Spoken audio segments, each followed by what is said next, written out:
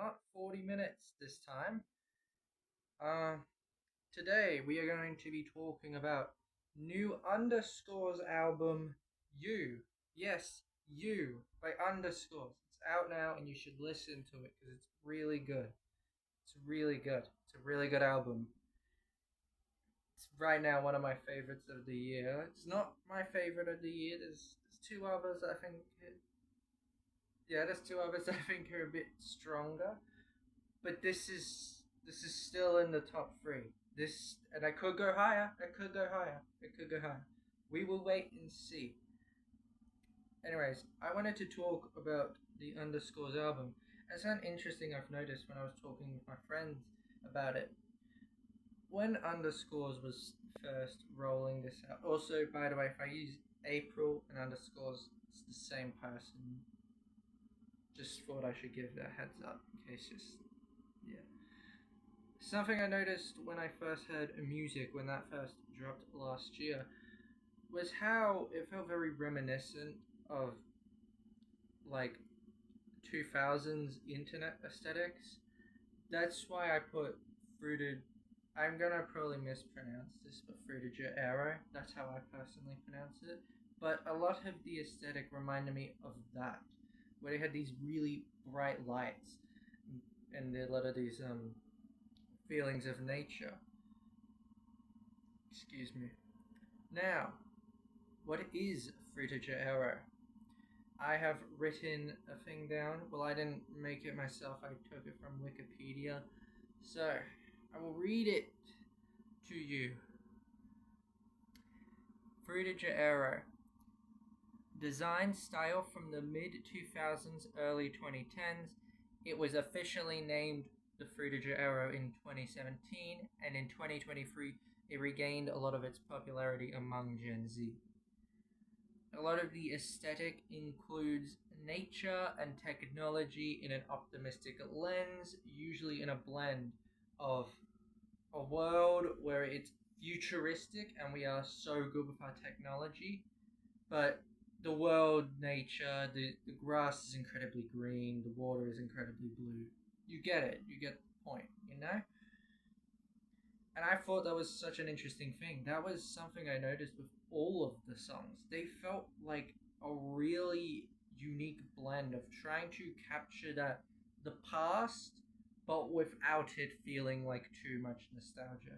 It's like taking the past and trying to make it feel as most futuristic as she could. Now, let's actually talk about the album. I wonder I was very curious how did Underscores get very influenced for this? And as I was reading one of her articles, not articles, interviews, it turns out apparently she was very influenced from the Minnesota Mall of America. I decided to research this, and I was kind of shocked at what I saw. It's like a whole mall that has a whole like, roller coaster in it, and I was like, "This is awesome," but like, why does this exist? This is so strange. But I can definitely see the influence because the colors in the mall are so incredibly bright. You know, you got a lot of reds, oranges, whites, greens, blues, whatever. And yeah, that is something that I thought was so interesting. That place is one of the places after I searched it up that does remind me of Frutiger Aero, where it feels like a good blend of nature and modern technology. And I thought that was a really awesome thing. Anyways, let's actually get to the album. The album's visual aesthetic. I love it. I love the artwork, the single art, the album art. Like it's so like crudely drawn. Like it's poorly drawn, but I think that is adding a lot to it. In the world we currently live in, a lot of the things that have to be considered like perfect, euphoric, whatever, right? However, this is the complete opposite. This is like really poorly drawn artwork, and she didn't have to do this. She could have probably made like more normal looking cover art, but I feel like the cover arts that she chose really stood out. I am forgetting the name of the person who did the artwork, but if I remember, I will put I will put them in the description. But I thought that the visual aesthetic of the whole era was super awesome. From just the covers to the videos, they all really captured this certain feeling. You know, there's a feeling, but you can't explain it. It's just sort of you feel it, but you can't really explain what it is. Now, the music. How does the music actually sound? Because I've gotten a lot into the aesthetic, but not the actual sound. The music is incredible, and it does remind me a lot of Frutiger Aero. But another thing it does remind me of is love. You know, I mean, there is a song literally called Love Field, which is my favorite. Um, but a lot of the themes on the album have to do with like romance and love and, you know, relationships. And a lot of these songs, you have a song like music, which in like some ways is a really cute song, saying when I'm with you, it feels like music, and it has this very euphoric like synths, and just it almost feels like it captures the feeling of being around someone you love, and you can feel them in your heart. That's not my heart would be there, but who fucking cares?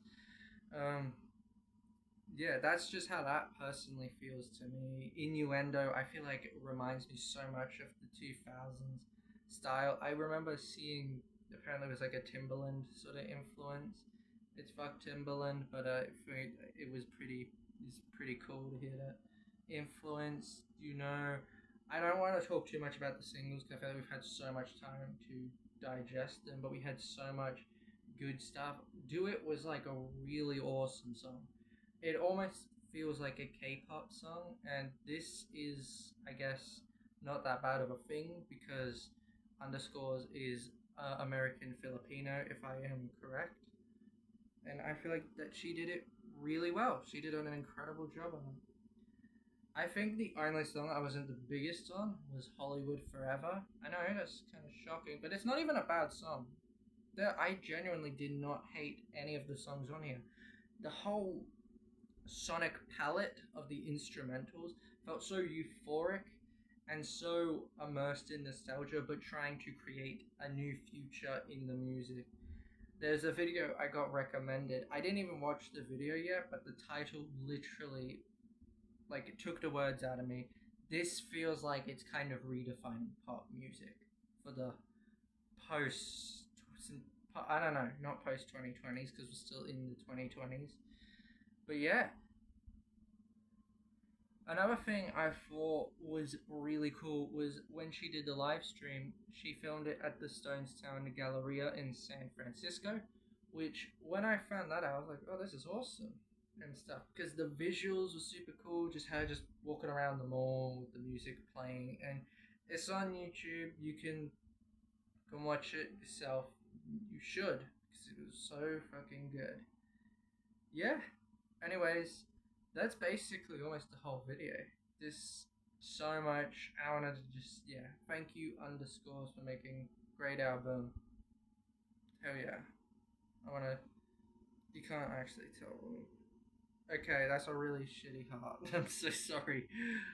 But I tried my best. The whole album has a lot of themes of love, and I thought it was a really beautiful, sort of nostalgic throwback to Frutiger Aero aesthetics, but trying to keep it in the modern lens and trying to almost like give it new life to a future audience.